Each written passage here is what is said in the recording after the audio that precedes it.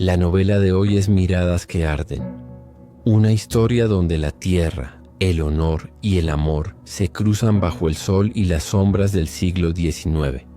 En una hacienda marcada por intrigas, silencios y pasiones contenidas, dos miradas se encuentran y encienden un destino. Prepárense para acompañar a Isabela y Tomás en esta narración de lealtades, traiciones y un amor que sabe esperar. Bienvenidos a Miradas que arden, prólogo. Hay casas que no se sostienen solo con vigas ni con tejas, sino con la voluntad de quienes las habitan. A finales del siglo XIX, la hacienda de San Gregorio fue una de esas casas, levantada sobre el trabajo de hombres de campo, sostenida por la paciencia de las mujeres, vigilada por santos oscuros en capillas blancas. Pero bajo el orden de las costumbres, la hacienda guardaba fisuras, agua que se escapa, fuegos que se encienden solos, ambiciones que llegan de afuera con botas nuevas y sonrisas viejas.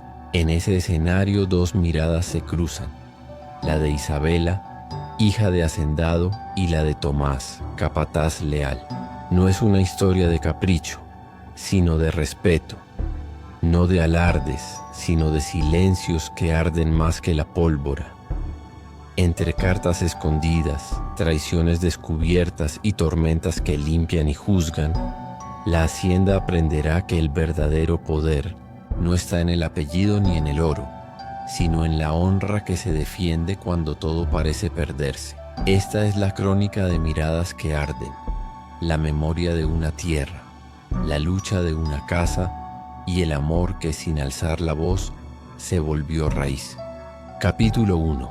La hacienda y la mirada A. Finales del siglo XIX, cuando el sol todavía sabía medir las estaciones con la exactitud del hábito y la luna se tomaba su tiempo para derramarse sobre las tejas, la hacienda de San Gregorio parecía sostenerse en pie con la fuerza de las oraciones y la disciplina de la tierra.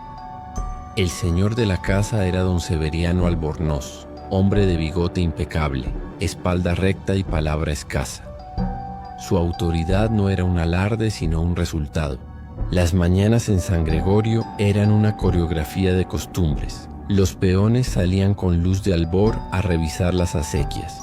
El mayordomo llevaba los libros con tintero y pluma de ganso. La cocina abría sus brasas para pan y chocolate espeso, y en el patio central las palmas iban y venían con el viento como si rezaran de memoria. En ese orden de relojes antiguos vivía Isabela, la hija de don Severiano, flor de modales apacibles y carácter firme, instruida en música, costura y lectura, con una dulzura que no servía de coartada para su inteligencia. Isabela había aprendido a escuchar la tierra. Sabía cuándo el maíz pedía descanso y cuándo las yuntas pedían sombra. Por eso miraba a los hombres de campo con respeto, no con condescendencia.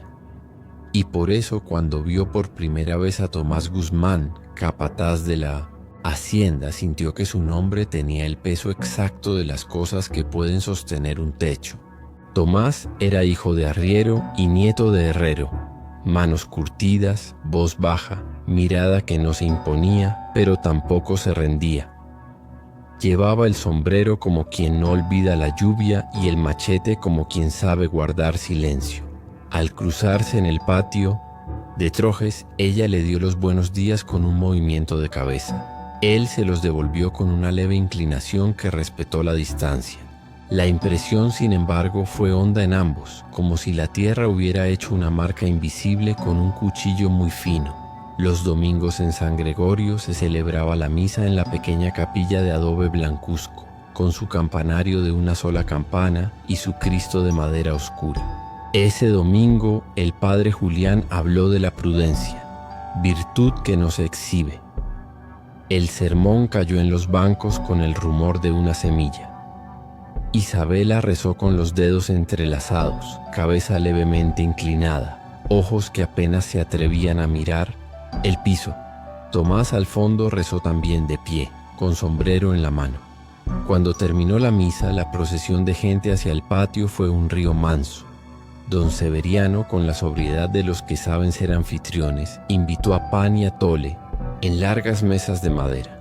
Hubo un jarabe en el corredor, un violín tímido, una arpa sumisa. La música hizo que los pies recordaran que también son seres vivos. Las mujeres del pueblo, con rebozos de colores oscuros, bailaron sin despegar la mirada del suelo. Y los hombres dieron pasos medidos, sin vanagloria. Isabela observaba desde la sombra de la galería. Tomás acompañó el baile sin estridencias. Un paso adelante, otro al costado, las espuelas apenas sonando. Fue entonces cuando los ojos de ambos se buscaron con la excusa de la atención. Él bajó la vista a tiempo. Ella sostuvo un segundo, que fue más largo que una tarde. No hubo palabras. Bastó un gesto mínimo de respeto. El verano llegó con su constancia de horno. En los surcos el maíz levantó sus banderas verdes y la vida siguió la rutina que tanto protege como adormece. Pero San Gregorio guardaba un secreto que las paredes conocían y la noche con su discreción quiso proteger. Isabela, que tocaba el piano a la hora del Ángelus, notaba una sombra distinta en los pasos nocturnos cerca del molino. No eran los pasos de los peones que iban al corral, ni los del viejo Jacinto, el mayordomo que hacía la ronda con farol. Eran pasos que sabían ocultarse. A esas señales se unió un rumor que el viento trajo de la hacienda vecina. Don Esteban Urrutia, nuevo rico con ambiciones de abolengo y fama de sonrisa fácil, había puesto los ojos en San Gregorio. Decían que gustaba de cerrar tratos con una copa en la mano y un secreto en el bolsillo, y que había dicho en voz alta lo que otros dicen en voz baja, que una alianza entre casas, con matrimonio por medio, pondría la región en orden. Los pocos días llegó carta con lacre rojo, ofrecimiento de visita. Don Severiano aceptó por decoro, sin prisa, por respeto a la etiqueta que ordena a los hombres antes que los desea. La tarde de la visita, el patio fue barrido con esmero, las macetas acomodadas con lógica de ojos, el comedor vestido con manteles almidonados. Isabela se puso un vestido de percal claro con ribetes azules y recogió el cabello con peineta de cintes cari, discreta, limpia, como se presenta lo valioso. Don Esteban entró con botas de cuero relucientes y bastón de puño metálico. Llevaba la barba recortada y un pañuelo perfumado. Su voz traía la música de quien está acostumbrado a ser escuchado. Elogió las vigas, el grosor de los muros, la organización del desgranado, y cada elogio tenía el filo de una inspección. Se detuvo con naturalidad muy ensayada frente a Isabela. La miró con esa mezcla de cortesía y cálculo que muchas veces se confunde con admiración, y le besó la mano sin tocarla, promesa de un gesto más grande que todavía no se permite. Ella sostuvo la compostura. En su estómago, sin embargo, algo se recogió como quien se prepara. Tomás observó desde lejos, invisible por oficio, atento por obligación. Vio el modo en que don Esteban hablaba a don Severiano con palabras grandes y miradas largas. Vio a Jacinto, el mayordomo, demasiado cerca del visitante, demasiado atento a sus silencios. En el campo, la tierra avisa antes de quebrarse. En las casas, las personas también. Aquella noche, San Gregorio celebró un baile por cortesía. El corredor se vistió de faroles. El arpa se templó, el violín se animó y los cuerpos se dejaron llevar por una música que conoce el límite y la decencia. Isabela, invitada por su padre, abrió el baile con un minueto y una sonrisa que obedecía. A mitad de la velada, don Esteban pidió su turno. Ella aceptó por educación, como tantas cosas importantes se aceptan, no por impulso sino por deber. Mientras giraban sin exageración, Esteban se inclinó lo suficiente para que solo ella lo oyera. Dijo que su casa necesitaba una señora, que San Gregorio merecía una alianza con apellido que creciera como árbol, que él sabía dar el lugar a una mujer como ella. Isabela no respondió. Un silencio digno es una palabra entera. A unos metros Tomás soltó el aire que llevaba, contenido desde el primer compás. No era celos lo que sentía. Era ese conocimiento antiguo de la distancia entre lo que se ama y lo que no se debe tocar.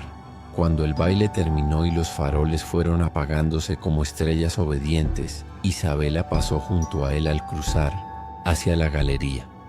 No lo miró, no hacía falta. El roce mínimo de su falda fue una brisa que a Tomás le quedó impresa en el alma como una letra de plomo que no se borra. Esa noche, cuando todos dormían o fingían dormir, Isabela salió al Onorche, patio con un chal oscuro sobre los hombros. La luna alta lavaba el piso de piedra. Al pasar junto al naranjo, un papel doblado a la mitad cayó de entre las hojas como si fuera un fruto precipitado. Lo recogió con manos que no temblaron y lo leyó a la luz del farol. Decía poco y decía todo. Señorita, no cruce sola hacia el molino. Hay ojos que no son de aquí. El respeto obliga a avisar. Teje. El corazón de Isabela dio un golpe seco y luego encontró de nuevo su ritmo. Guardó el papel en el corpiño, volvió al cuarto, se sentó en la orilla de la cama y rezó un Ave María. En su gesto había gratitud y desvelo. Capítulo 2. Las acequias y el pacto los días siguientes fueron de actividad contenida. El estanque principal empezó a bajar medio palmo cada mañana. Las acequias, obedientes como mulas, no daban cuenta del agua perdida. Tomás recorrió el canal con 2 hombres, palos en mano, tocando el fondo hasta escuchar el golpe hueco que delata un boquete. Halló, cerca del lindero con terrenos que don Esteban había comprado a precio de oportunidad, un desvío reciente, tierra removida, piedras mal acomodadas, cañas quebradas. No era obra del azar. Mandó taparlo con costales y estacas y dejó a un hombre de guardia. La sequedad en el maíz da hambre, y el hambre conlleva desesperación. Esa tarde el capataz se presentó en la galería para entregar su reporte a don Severiano como mandaban las formas. Hablaron en el corredor, a la vista de la luz. Tomás explicó con detalle, sin adornos, lo que había visto. Don Severiano escuchó con atención de juez. Cuando el capataz cayó, el hacendado se quitó el sombrero y se peinó la idea con los dedos. Señor Guzmán, dijo, le hago saber que aprecio su diligencia. Este asunto, sin embargo, no se discute en voz alta. El agua, más que un bien, es una prueba. Tomás asintió sin orgullo. A sus órdenes, señor. Al retirarse, cruzó brevemente la mirada con Isabela, quien desde la distancia justa sostuvo el gesto del agradecimiento. Ese intercambio dentro de la casa y a la vista de todos cabía en las formas. Pero la noche guarda los sobresaltos que el día no quiere oír. La tercera madrugada, el granero amaneció con un olor a aceite que no le pertenecía. Tomás olió, tocó, supo, alzó la vista a las vigas y encontró rastro de mecha. Alguien había intentado prender fuego y la brisa escasa de la noche no lo permitió. En su cabeza hizo la cuenta de enemigos posibles y de imprudencias probables. Fue a la capilla, encendió una vela al pie de San Miguel y sin rezar en voz alta enderezó su voluntad. Luego buscó a Jacinto para ordenar rondas dobles. El mayordomo, con su bigote fino y su chaleco demasiado ajustado, sonrió con una comisura que no era amistosa. Muy presto está usted a ver fantasmas, don Tomás, dijo. No es la primera vez que las ratas juegan con mechas. Ya sabe usted cómo es el campo. Habla solo. Tomás sostuvo la mirada lo suficiente para que la falta de respeto no creciera. Ratas no compran aceite en la tienda de don Ciriaco, dijo. Y la mecha no crece en el maíz. Se retiró sin esperar aprobación. En esos días, don Esteban intensificó sus visitas. Traía noticias del ferrocarril, opiniones sobre la modernización, obsequios elegantes de ciudad que a San Gregorio le sabían a desorden. un reloj de sobremesa con querubines dorados, una botella de licor extranjero con etiqueta en idioma extraño. En una de esas tardes tomó a don Severiano aparte. Habló de deudas, de lluvias que ya no obedecen, de alianzas que convienen, y todo lo vistió con una cortesía que a las palabras les quitaba peso y a las intenciones les dejaba el filo. Al salir cruzó con Isabela cerca de la galería. Ella se detuvo por decencia. Él inclinó apenas la cabeza. «Señorita», dijo, «la ciudad no es enemiga del campo si el campo no lo es de sí mismo. San Gregorio, con una señora como usted, sería ejemplo». Isabela respondió con la misma cortesía con la que se devuelve un abanico prestado. «Mi casa ya tiene señora», dijo. «La señora Carmen fue y es columna». Esteban no se inmutó. Las frases complicadas le gustaban por la soltura con que se deslizaban entre los límites. «Hay columnas que piden techos nuevos», replicó. Isabela sonrió lo justo para cerrar una puerta. Esa noche, por primera vez, Isabela escribió una respuesta y la dejó en el naranjo, doblada con precisiones de escuela. Decía: «Gracias por el aviso. Yo también observo. No desprecio lo que debo a mi casa, ni el nombre que cargo. No me pida usted lo que no corresponde. Y Cuando Tomás encontró el papel, lo leyó como se leen las oraciones que encienden, adentro y ordenan afuera. No buscó más palabras. La suya, que casi nunca hacía ruido, encontró su camino. «No pedí, avisé. Hay pasos nuevos en el lindero. TG». En medio de esa delicadeza que era ya un acuerdo sin nombre, llegó el anuncio formal, con firma y lacre. Don Esteban solicitaba la mano de Isabela para matrimonio conveniente. Las letras eran de escribano, el tono rancio y correcto.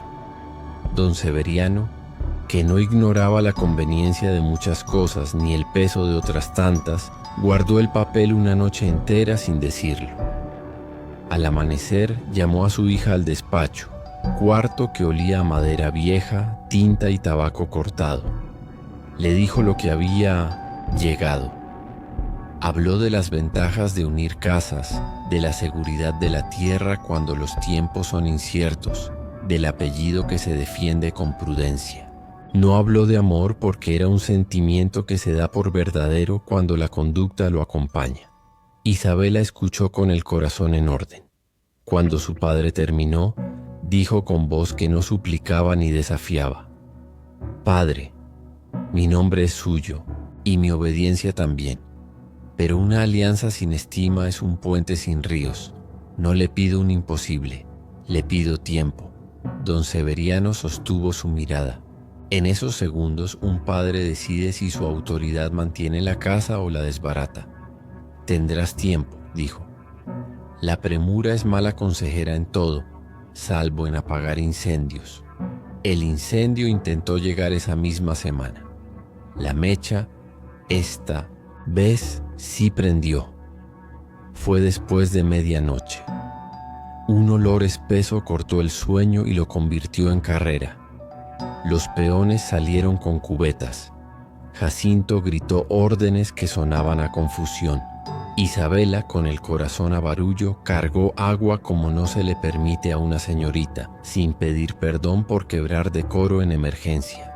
Tomás, que había dispuesto cubas junto al aljibe, manoteó las brasas con manta mojada y la tiró contra Bis, la pira como quien lanza su propio cuerpo. La lengua de fuego alcanzó el dintel. Un crujido partió el aire. En esa fisura, el mundo eligió. Tomás vio que la viga cedería. Gritó el nombre de Isabela sin pensarlo y se lanzó hacia ella. La tomó de los hombros, la empujó hacia atrás, la cubrió con su cuerpo y recibió en el antebrazo el golpe de una astilla ardiente. El dolor le sacudió los dientes. Isabela, con un movimiento limpio, arrancó la astilla, la dejó caer y, sin llorar, sin temblar, mojó de nuevo la manta. Cuando la llama se volvió humo, los dos se quedaron jadeando cara a cara, a la distancia de la indecencia. No dijeron nada, porque el silencio a veces guarda el pudor y la verdad. Al amanecer, el patio olía a madera mojada, carbón, miedo y alivio. Don Severiano recorrió con la vista el daño y dio gracias a Dios por el margen. Se detuvo frente a Tomás, miró su herida, quiso decir gracias y dijo con su lenguaje de hombre de otra época: «Cumplió usted bien». Tomás inclinó la cabeza. Isabela apartó la mirada para que el reconocimiento no se convirtiera en rumor. Jacinto, con el chaleco chamuscado en un borde, apretó los labios y tragó un enojo viejo. Los incendios apagan brasas y avivan otras. Capítulo 3. El baile y la sombra para acallar el mal presagio y devolver a San Gregorio su pulso. La señora Carmen propuso un baile de la cosecha, como mandaban los años buenos y los regulares. Un baile no borra la pena, pero enseña a los pies a no enredarse con la tristeza. Se trajeron faroles de papel, se colgaron cadenas de bugambilias, el arpa y la vihuela se afinaron con paciencia, las muchachas ensayaron discretos giros en el patio. Se invitó a las haciendas cercanas, porque la cortesía también protege, y la comunidad se hace con manos y con miradas. Don Esteban, por supuesto, anunció su presencia con tarjeta y sello. La noticia corrió, como corren los nombres que no piden permiso para estar en las conversaciones. La tarde del baile, el cielo se permitió nubes altas que no amenazaban lluvia. Isabela se vistió con un traje de tonalidad crema, sobrio con encajes heredados de su madre, y en el cabello, recogido, puso una peineta sin querer llamar más la atención que su propia dignidad. Tomás, que no era de bailes, se puso camisa, limpia, fajó el pantalón con un cinturón de cuero viejo y por insistencia de su madre, que bien podría haber sido cualquier mujer de cocina o de la tienda, se peinó con agua aunque el viento de la noche le iba a desordenar de todos modos el cabello. Llegó temprano para asegurarse de que los faroles estuvieran bien sujetos y que si el fuego volvía a intentar su vieja audacia, la hacienda estuviera lista para sofocarla. Con los primeros compases la noche tomó forma. La gente de campo baila, como trabaja, sin hacer ruido de más, con ritmo, midiendo el paso, agradeciendo cuando el cuerpo responde. Isabela abrió con un vals acompañada por su padre. Luego, por ceñida etiqueta, aceptó el brazo de don Esteban para el siguiente. El suroeste traía un olor a caña y a magnolia. Ella siente el roce leve del guante de Esteban, escucha su voz bien colocada, soporta la insinuación de un futuro que no la nombra y se sostiene en su centro. Tomás, desde un pilar, ve el cuadro sin rencor, pero con esa tristeza que es respeto por lo imposible. A la mitad de la noche, un detalle tensó el aire. 3 hombres desconocidos, botas demasiado nuevas, miradas demasiado rápidas. Uno fingía asistir a la música con la cabeza. Otro se arrimaba a la mesa como si buscara tamales. El tercero fumaba con paciencia falsa. Tomás los midió con el ojo de quien sabe cuándo un animal no pertenece a la manada. Se acercó a Jacinto para comentarlo. El mayordomo sonrió con un hoyuelo que no era gracioso. «Amigos de don Esteban», dijo. «Gente de ciudad, ya sabe, muy a su modo». Tomás asintió y sin obedecer la receta de tranquilidad apretó un poco más la vigilancia. No, pasó una hora cuando la cuerda de faroles que iba hacia el granero tembló con extraño pulso. Tomás caminó hacia allá con paso natural, como quien va por aire. La sombra de los 3 hombres ocupó un mal lugar. El primero, con cuchillo corto, cortaba nudos. El segundo, con botella en mano, derramaba aceite con disimulo torpe. El tercero hacía de guardia con mirada distraída a propósito. Tomás se acercó por detrás, agarró al del cuchillo por la muñeca y la torció con medida exacta. El de la botella se giró con insulto en la boca. Lo desarmaron con la facilidad de quien ha desarmado terquedades peores. Hubo un forcejeo breve, un golpe seco, una carrera corta. Uno de los 3 huyó y se perdió por el lado del lindero. Los otros quedaron en el piso mascullando quejas de poca imaginación. Tomás, sin hacer alarde, amarró con soga a los dos que pudo y mandó a un mozo a llamar a don Severiano. En ese momento Jacinto llegó con el resuello de quien corre con retraso. «¿Qué es esto?», preguntó, irritado por la evidencia. Don Severiano apareció con paso rápido, el bastón en la mano, la frente clara. Tomás explicó lo necesario, sin adornos. Los hombres entre dientes soltaron nombres falsos. Isabela, que había seguido el movimiento con una intuición que ignoraba la etiqueta, apareció a unos metros, deteniéndose en el límite del decoro. Vio, comprendió. En ese instante don Esteban se hizo presente. «Qué inconveniente, qué bochorno», dijo, escandalizándose con una limpieza que ensucia. «Estoy seguro de que se trata de un pequeño malentendido. En fiestas siempre aparece algún oportunista». Tomás lo miró con un gesto sin servidumbre. «El oportunista cayó al primer tirón», dijo. «El que falta corre hacia su lindero». Isabela sonrió sin querer. La música no se detuvo del todo. Las alegrías, cuando son honestas, protegen del desastre. Pero la sombra ya se había instalado. Don Severiano ordenó que los hombres fueran llevados a la bodega y entregados por la mañana al juez de paz. Don Esteban se ofreció a interceder para que el asunto no hiciera ruido. Don Severiano agradeció la oferta con una cortesía que no aceptó. La noche, aunque con herida, siguió. Sin embargo, la alegría perdió su ingenuidad. Isabela, cuando regresó a su cuarto, encontró en la ventana un papel que no escribió la luna. «No baile más con quien trae fuego en los bolsillos», decía. «La casa huele a aceite. T.G.»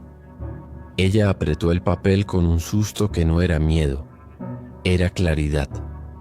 La mañana siguiente trajo visita de juez, revisión de sogas, declaración breve. El hombre que huyó no apareció. Por la tarde corrió la noticia. Una acequia más había sido abierta con precisión de mano experta.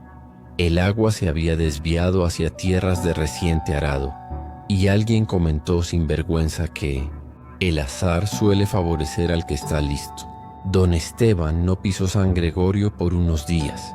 Los desconocidos, en manos del juez, juraron no conocerlo.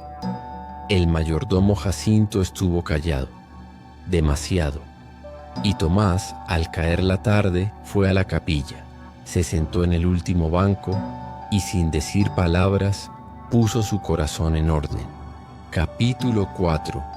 El archivo y el alba. Cuando los días piden sustancia, las casas buscan su memoria. Isabela, guiada por la señora Carmen, bajó al archivo, un cuarto fresco bajo la escalera, donde dormían los legajos de la hacienda. Escrituras, padrones de peonaje, cartas de su abuelo, planos dibujados con tinta china que mostraban las acequias tal como fueron pensadas al principio. Las dos mujeres colocaron sobre la mesa una lámpara de aceite y comenzaron a leer con paciencia de costureras. Entre papeles tostados por el tiempo, hallaron un mapa con notas en letra de don Gregorio, el abuelito que había dado nombre a la hacienda.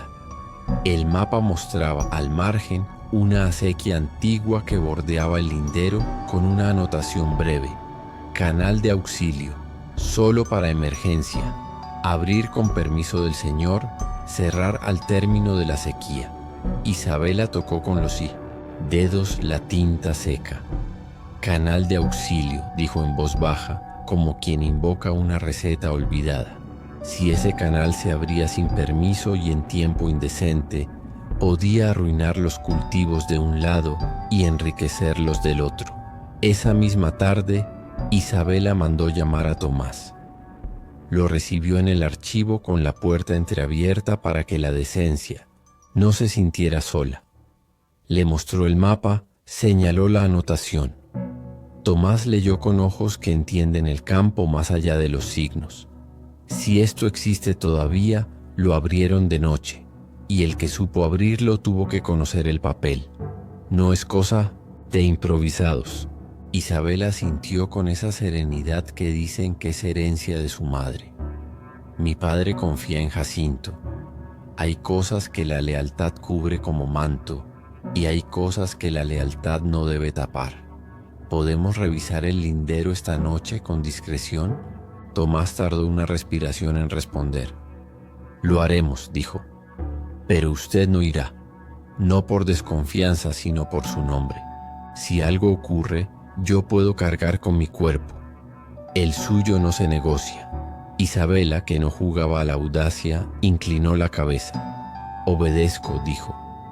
Pero déjeme en la galería con un farol. Si escucha 2 toques, es que alguien viene. Si escucho 3, sabré que los necesito. Así arreglan las almas que se respetan, con pacto que no rompe los papeles, con signos compartidos. A medianoche, Tomás y 2 hombres de confianza, Silvestre y Aurelio, ambos nacidos y hechos en San Es. Gregorio, salieron hacia el lindero.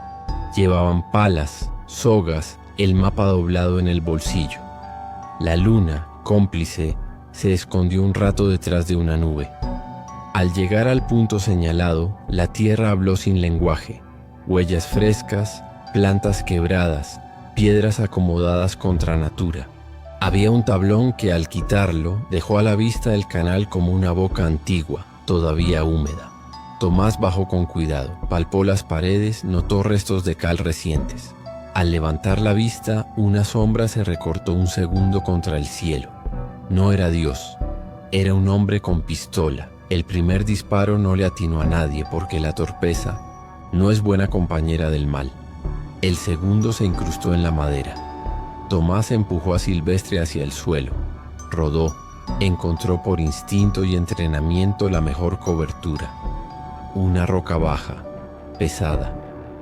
Aurelio, que no tenía vocación de héroe, pero sí de amigo, lanzó la pala hacia donde estaba la sombra. Hubo un insulto y un tropezón. El hombre huyó por la vereda que lleva a la hacienda vecina. En ese momento, desde la distancia, se escucharon 2 toques de campana. Isabela, desde la galería, había visto pasar antorchas donde no debían y avisó con el lenguaje convenido. La noche, ahora sí, era un tablero. Tomás corrió hacia la vereda con la medida del que conoce los agujeros. Al doblar el recodo se topó frente a frente con Jacinto. El mayordomo cargaba un costal que no olía a maíz. Traía en la cinturilla un hierro pulido que no era de trabajo. Al ver a Tomás, se quedó quieto un segundo, ese segundo en que los hombres decentes se apartan y los indecentes se justifican. No se meta, Guzmán, dijo Jacinto. Son cosas de acuerdos grandes. Usted, con perdón, es capataz, no dueño de haciendas. Tomás, que no era de hacerse valiente en el grito sino en la decisión, se plantó con el cuerpo. El dueño está en la casa y su lealtad, si fue alguna vez, la vendió usted por monedas que apestan. Suelte el costal. Jacinto intentó sacar el hierro. Tomás lo desarmó con la rapidez de quien ha quitado cuchillos para evitar viudez. La pelea fue corta y dura. Un empujón, un golpe, un giro que derriba y la soga que las manos de campo saben usar también en hombres que se equivocan. Cuando llevaron a Jacinto ante don Severiano, el aire del despacho pesaba tanto como en día de tormenta. Isabela estaba a un lado, la señora Carmen al otro, el padre Julián sentado con las manos entrelazadas, Tomás de pie, sin pedir protagonismo. Jacinto, con labio partido y orgullo herido, lanzó acusaciones como piedras, que la hacienda vecina tenía derechos antiguos, que don Esteban sabía, de inversiones modernas, que él había servido con lealtad hasta que la casa dejó de pagarlo como se debe. Don Severiano lo miró con esa mezcla de frialdad y dolor que tienen los patriarcas al ver fallar una columna. Te confié llaves y secretos, dijo. Vendiste agua y honra. No hay pobreza que justifique la traición. Se ordenó su entrega. a la autoridad con un recado claro, que la ley y no el enojo juzgara. Al amanecer, Tomás anunció que cerraría el canal de auxilio con piedras y cal y que pondría guardia en cada tramo. Don Severiano lo autorizó con un gesto que sin decirlo era confianza. Isabela no pronunció el nombre de Tomás por respeto. A la distancia, pero su pecho, por fin, hizo paz con el temblor. Ese mismo día don Esteban llegó a San Gregorio con el aire ofendido del que se sabe descubierto y no acepta la evidencia. Negó todo, juró no conocer a Jacinto salvo por cortesía de vecindad, habló de envidias que inventan historias y se ofreció con un despliegue de generosidad teatral a sufragar los gastos del cierre del canal. Don Severiano, que sabía que el exceso de generosidad en mal momento es confesión, rechazó con la misma elegancia con que se rechaza un vaso mal servido. En un rincón del despacho, el bastón de Severiano apoyado contra el sillón parecía un testigo discreto. Esa noche no hubo baile.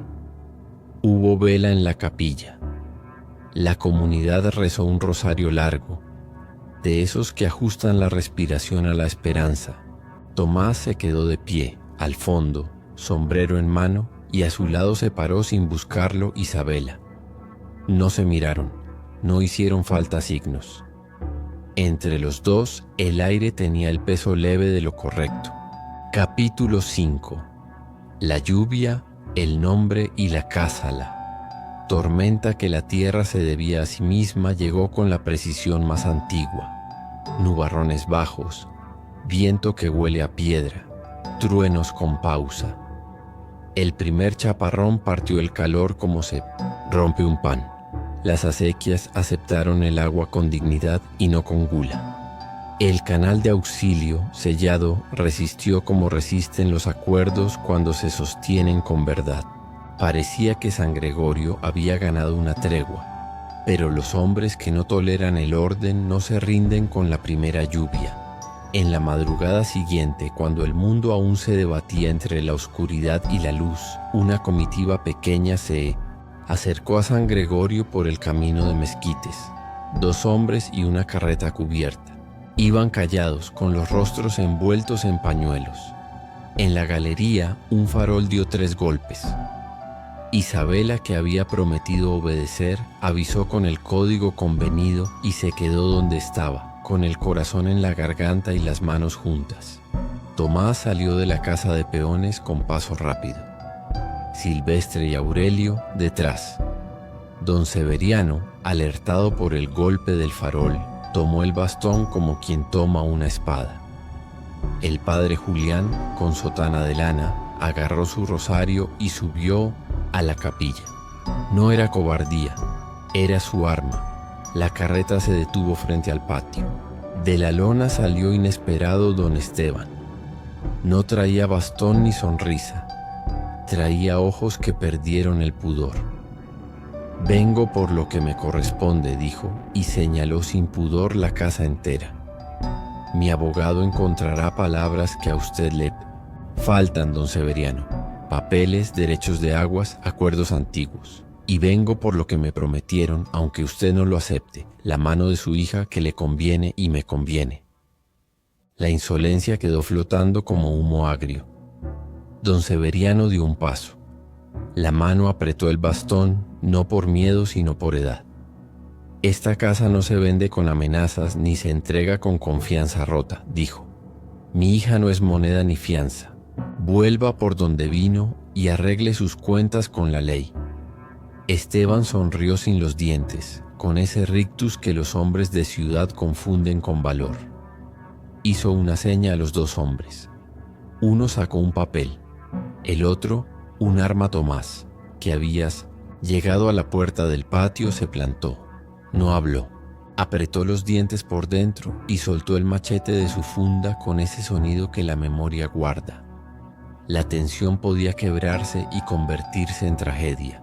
Entonces sucedió lo que la providencia prepara en las casas donde se honra lo que se debe. Apareció lento el abogado viejo de San Gregorio, don Ramiro, con un legajo amarrado con listón. Había sido despertado por un mozo con recado urgente. Entró sin prisa, sin miedo. Saludó con camisa fuera de lugar y dignidad intacta. «Señores», dijo, «con su permiso, antes de que el hierro hable el papel. Esta escritura, firmada por don Gregorio y refrendada hace 20 años, establece que el canal de auxilio solo puede abrirse por orden del Señor y que cualquier uso malicioso revierte en multa y en suspensión del derecho de agua del predio vecino por 2 temporadas. El juez de paz ya está en camino». Esteban soltó un insulto que no merece registro. Intentó agarrar a Isabela como quien coge un trofeo. Tomás dio 2 pasos y se interpuso sin tocarla. El hombre de la carreta alzó el arma. Un trueno partió el cielo en 2 y el disparo se perdió en el estruendo. Silvestre saltó como toro joven. Tumbó al del arma con un empujón que le nació de la decencia. Aurelio inmovilizó al otro con soga que todavía olía a yunta. Esteban, en su desesperación, se echó hacia atrás y tropezó con la rueda. Cayó de espaldas. En ese segundo la lluvia soltó la cortina gruesa y el patio se volvió barro. Tomás le plantó el pie en el antebrazo firmemente, sin crueldad. «Se acabó», dijo, con esa voz baja que no admite réplica. Llegó el juez de paz, mojado y serio.